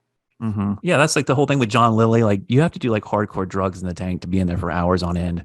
You can't just be like laying there. I mean, maybe you can if you get into a real deep meditation, But another thing I noticed with a lot of my overnight floaters was, and myself included, it seems like, the muscle gets so loose, all the ligaments and stuff get so relaxed that you need to put some gravity on your body after a while, Yeah. to get things to come back together. One of the things I noticed when I started floating initially, the first year when I had the membership, which was like 3 or 4 times a week, um, I became almost too relaxed. I almost think that there's a sweet spot to floating. And as of somebody who's floated as many times as you have, what do you agree with that, or is there too much floating? Can you get too Yeah. I relaxed? I used to have clients that would ask like how frequent should I do it if like I'm not concerned about spending money or whatever. And I would tell them like I like to it kind of depends on your activity level, but I like to do a certain kind of frequency and a certain amount of time to where I'm still like feeling a benefit each time that I do it so that I have an appreciation for it. Because I feel like if I'm floating like 2 to 3 hours every single day, it kind of all starts to flow together and I just feel great all the time. And you kind of lose the appreciation for it versus like if I would tell someone like if you're being really active, like I think you get a lot out of floating every other day or every day. But if you're someone who's like not really very physically active and you're kind of a mellow person, like you might float every day and you might start getting out and be like, man, I don't really feel like that much happened in there. Hmm. I And agree. so Yeah. for me, I've found like every other day or keeping it at like 1 to 2 hours. I've even had times where like I if I float 2 hours in a row a few times in a row, I kind of get bored of it and I'll start floating like 30 minutes and I kind of feel like I'm ready to get out after 30 minutes and that I'm just kind of killing time in there. Yeah, man. Even steaks every day kind of get tired after a while. You eat pizza every day, you're not going to want it after a while. Yeah, exactly. But but yeah, that's one of the perks of owning a float tank or living in a float center, which is unlimited free floats. Yep. Yeah, that's Um, really great. so just a few more questions here, and we'll wrap it up. Psychedelics. A lot of people hate me in the float community because I not necessarily promote it, but I have too much of an open conversation about it. And a lot of these float centers, I understand 100% because I've lived it now. But you don't want somebody on drugs coming in and freaking out, shitting in your tank, vomiting, whatever. Yeah. Like having a bad trip, can't handle themselves. So, what was your policy on that? Because my policy was, I'm down for it. Obviously, like I would invite people to come do the overnight float if that's the case. But people that didn't know Float Universe or whatever, they would come in to float just because they'd seen Joe Rogan or whoever, Altered States, the movie, something, Yep. and they'd want to do that. They want to take edibles or mushrooms. And I had about 3 or 4 times. I had one specific time where 2 guys came in, unknown to me, unbeknownst to me, they had both taken probably 2 or 3 grams of mushrooms. And these aren't like guys that do it a lot either. They're not like, Okay. yeah. And so one guy got in the tank and he was cool. I wouldn't even have known. But 10 minutes in the other room, the guy comes out and I could tell, I'm like, oh no. So I had to trip sit this guy for like 4 hours. I put him in the yoga room. I'm like, dude, you got to sit here. You can't go anywhere. And I have to watch you now while I'm cleaning the tanks and making customers pay and having deep intellectual conversations about whatever. And you're in this other room sweating and breathing heavy. So as much as I encouraged it, I was like, stick to weed with Yeah, the that kind of backfires. with coming in. Like, did you ever have any experiences with psychedelics? No, so I didn't have. So I know I had a guy that would take them, but he would typically. I feel like he would. I think he was taking acid, not mushrooms, and I think he would take it kind of right when he would show up to where it wasn't affecting him until he was in the tank, and that was kind of how it skated by with me because I think the first few times he did long floats, he didn't actually tell me. And then it was like after he'd done it a few times and nothing had gone wrong, I think he felt brave enough to be like, "Yeah, man, I've been dosing these last late night floats." But he would never be under the effect of anything when he would show up with me. And then I would usually have it set up to where he would pay me and he would float and he would kind of let himself out and text me that he was letting himself out at the end kind of thing. And so I would be in the building like cleaning and doing other stuff, but he was able to like let himself out if he wanted to. And there was just never an issue with it, to where when he finally told me that he was doing it, I wasn't very concerned, because I was like, well, I guess you have it under control because you've done it a handful of times now. But then he was, I think maybe him and then one or two of his buddies, I think. And it was never really like a spoken thing. Like, he would send his buddy in to do a late night float, and I would kind of suspect, but I would usually just kind of gauge people, I guess, when I would be putting them in. If I didn't notice anything or it wasn't blatantly obvious to me, I would kind of let it slide, basically. And maybe I got really lucky practicing that policy that nothing did happen, but I had never had to turn anyone away. Luckily, I never had anyone come like fully tripping on anything. So, Well, I've never turned them around for that, but I've turned quite a few people very unhappily, very mad at me. And again, I don't care what people think. I get it done. I take care of business and I try to do what's right. And if you're coming in here with red hair, like Ronald McDonald, yeah. no. And they're like, oh, we just drove an hour. Or one time I overbooked, or somebody made a mistake on the schedule, and I had somebody already in the tank. They came in 15 minutes earlier, and then this older woman, and I think it was a daughter or kid, I can't remember. It was the kid's birthday, and it was their first time floating, and they just drove like 2 hours, and only had one tank available. And it was that tank was that person was in there for 90 minutes too. They weren't getting out for any no, they couldn't just wait. And this woman was pissed off. I'm like, look, I'm sorry. It's a mistake. It happens. I ended up paying her money. I gave her money. I said, you know what? Here, I'm gonna give you some money. I'm gonna give you some free floats. I gave her $20 and 2 free floats. Just please don't leave a bad review. I paid for her gas. She's like, what am I supposed to do about this? Or what am I gonna do? I go, well, I'll pay for your gas. How about that? So I did my best, man. Yeah, that's above and beyond. But because reviews are everything. But Definitely.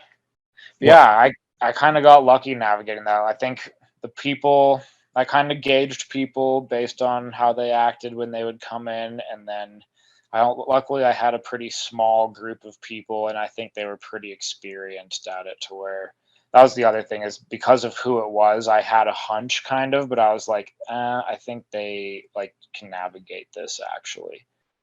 And yeah, other than that, I definitely had a handful of people with like on weed edibles and stuff, and that was always kind of funny, but I was never really too worried about them. yeah, the worst of weed edibles is they just pass out in the tank to the point where you think they're dead, but you just gotta bang for half an hour to wake them up. yep. And every once in a while it would smell. I'm like, what did you smoke in here? Like, no, I ate an edible. I'm like, oh wow, you sweated it out. Yeah, I've had that before too. I've had people smoke in the room, and I usually won't say anything unless it's like, it seemed like, I think I said something once when someone smoked enough to where the person in the room next to me mentioned something, and I was like, I don't care, but the neighbors were complaining. So That was my issue. My issue weren't with the clients. My issue was me. I was smoking 24/7, and that's one thing I learned about floating. Do you smoke weed? yeah, I do. And I don't know. Follow a lot of your stuff too about going back and forth with it. Okay. Too, I'm in the same boat.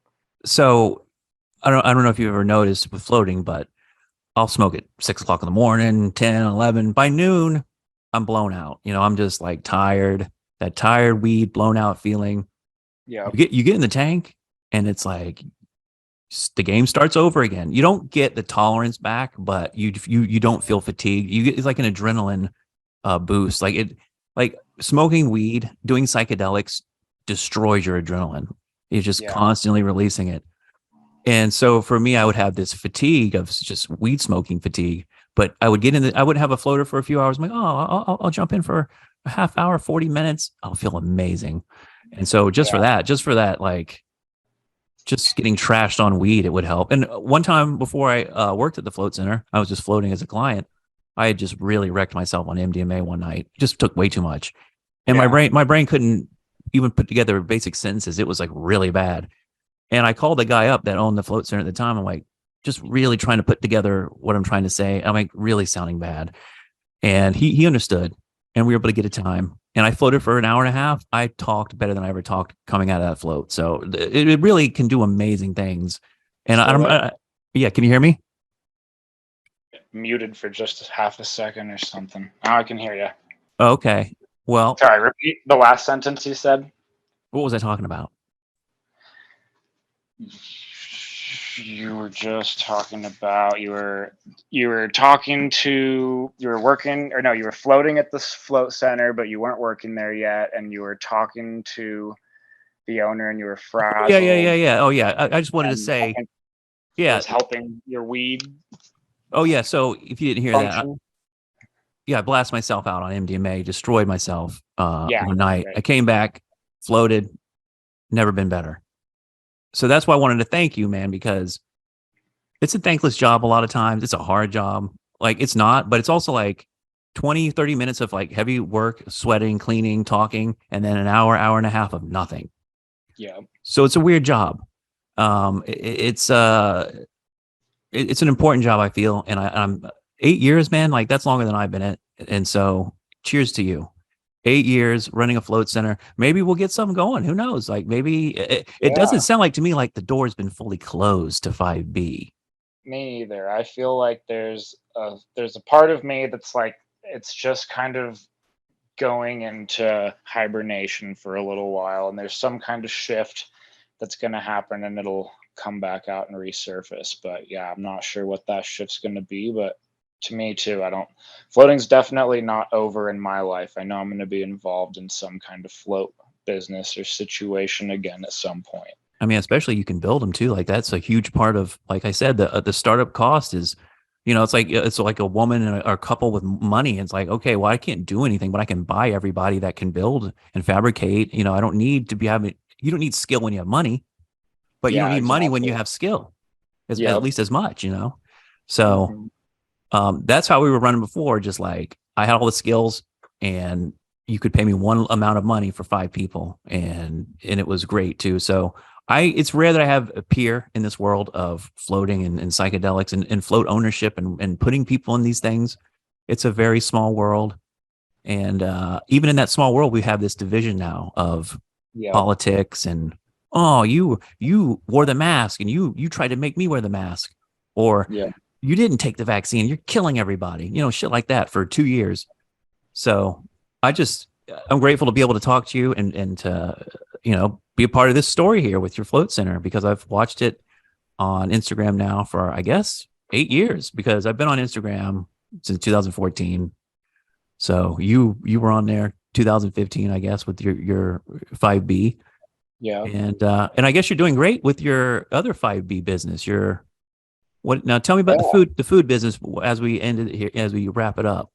Yeah, so now we've got my wife runs like a juice bar, so she's got a location in town, and we also just bought a food truck. I think we're gonna be selling the location in town to someone to take it over, and we're gonna take the food truck on the road and take healthy smoothies, juices. She does really awesome juices, shots, acai bowls, and then the cool part is we live in like kind of a homestead situation, so she grows a lot of what she serves. So like her green juice is all summertime, it's grown right here in her greenhouse at our house, and we cut it out and we juice it and we serve it to people. So it's like the freshest green juice you could ever get your hands on. And then we have chickens and we sell their eggs, and we try to do lots of farm to table kind of stuff that we can do in our little situation here. So it's kind of fun. I love it. You probably got a end of the world situation set up there where you can navigate if the beast system turns on fully, and if you're not chipped into it, you don't get to get money or groceries. Yep, Right? exactly. You're doing Yeah. that. That's like the most important thing I think anybody can do. I think you get so much. I'm not even doing that lifestyle. I want to. I'm not there yet. I have family obligations. But if I was free, and like I said, if something opens up, like, I'll move to Idaho in a minute, no problem. Like, that's been one of the places on my radar. So I thought you were in Colorado for a minute there until I started looking into it. I'm like, oh, wait a minute, he's in Idaho. That's Gotcha. Yeah, it's a special place. We try to keep it secret. well, I know. Well, Owen Benjamin's been ruining that for everybody. Yeah, exactly. That's funny. But Well, I want yeah, to say huge thanks to you too, dude, because you have been in it obviously like pretty much just as long as I have. And then, but you really like have bridged that gap where like, I mean, I think being into floating and not addressing the psychedelic side of it is just a slap in the face to its founder and its history and everything. And like floating is what's so cool about floating to me is I always kind of grew up like I believe in technology and I'm handy and I use tools and I do construction and there was a part of me that thought of floating as kind of woo woo fantasy kind of hippie stuff. But the thing that's cool about floating is it really combines that, because my first float, one of the things I realized was like, wow, there's a piece of machinery that taught me how to meditate and be spiritual.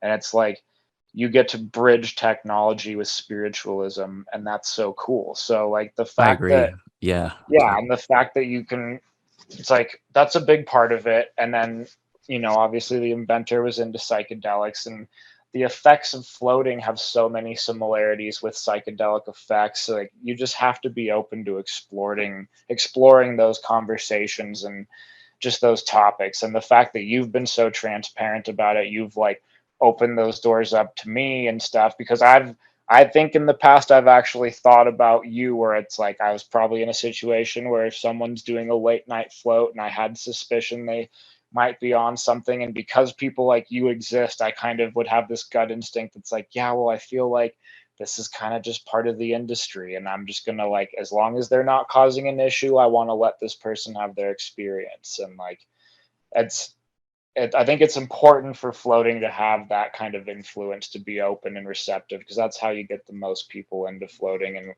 get the most diverse experiences out of it too.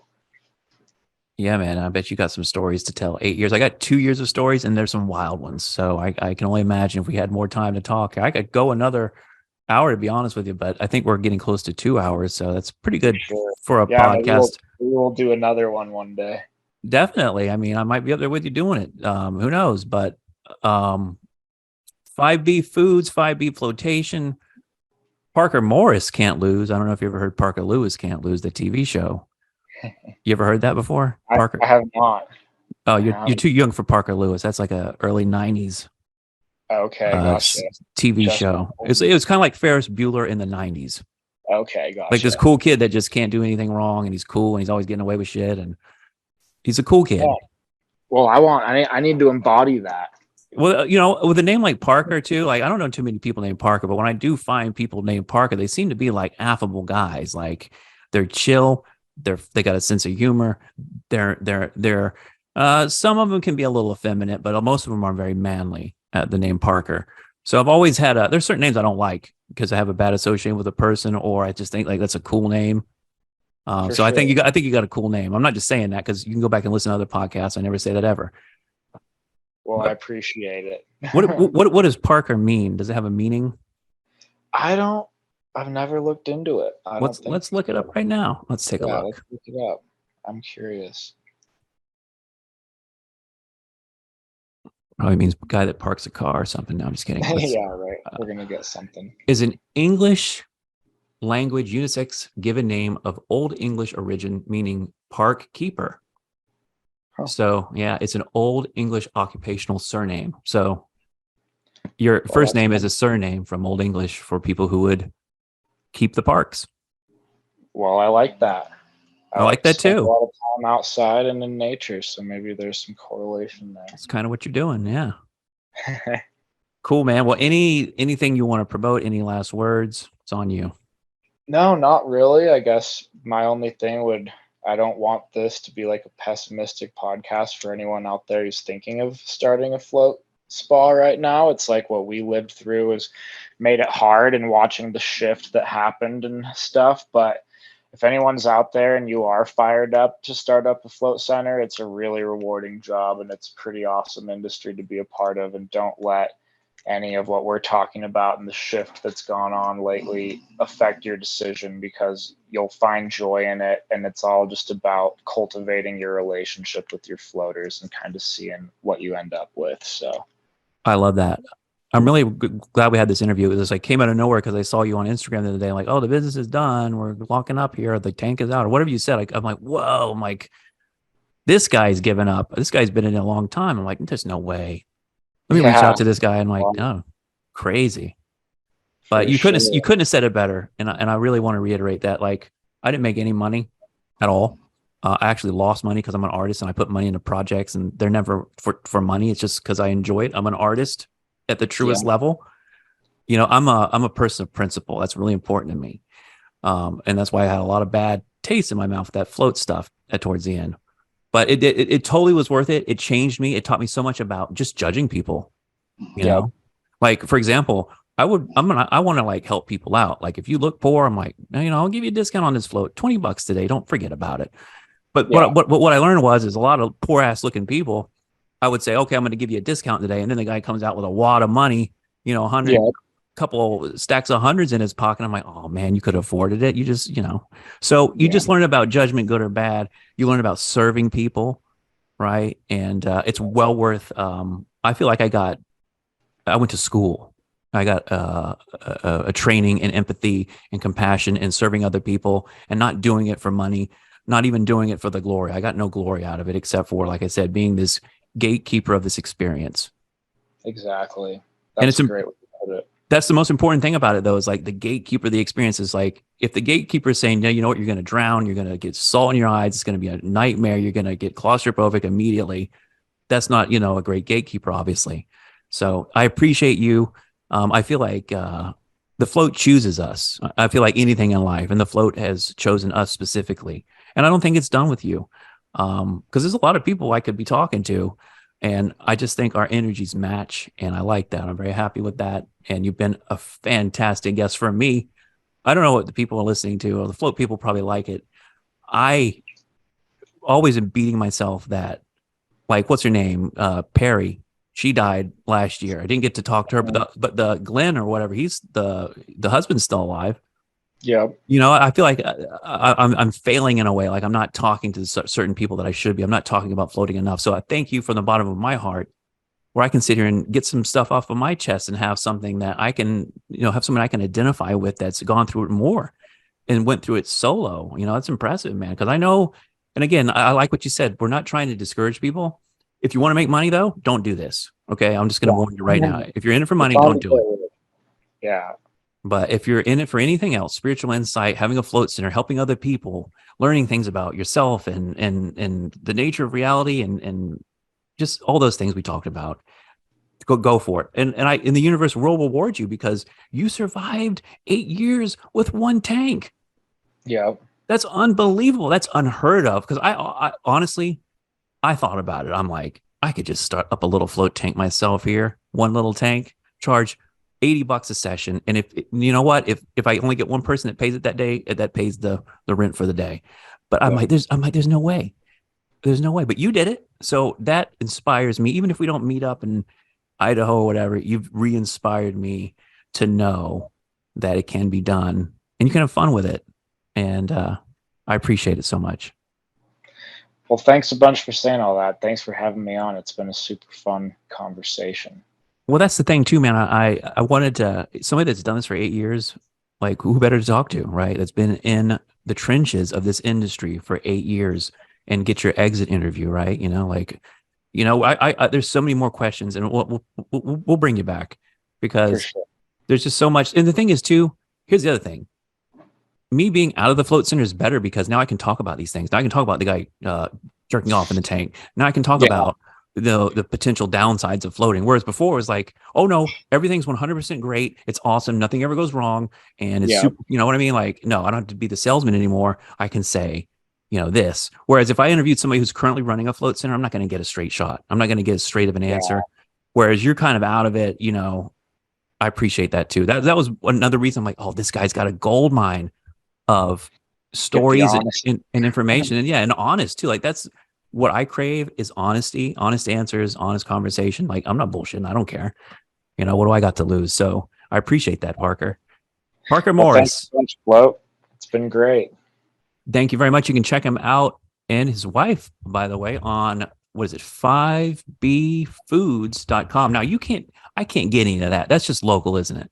Yeah, unfortunately. But when you come visit Idaho, we'll get you some. Cool. Well, I wish you all the best, and hopefully we'll get to meet up. Maybe we'll get a 5B part 2. You never know. Sounds good. Absolutely. But I wish you the best. And like everyone else, you are enlightened. Thanks for joining us. Parker Morris, everybody. Thanks a bunch. Have a great one. You too.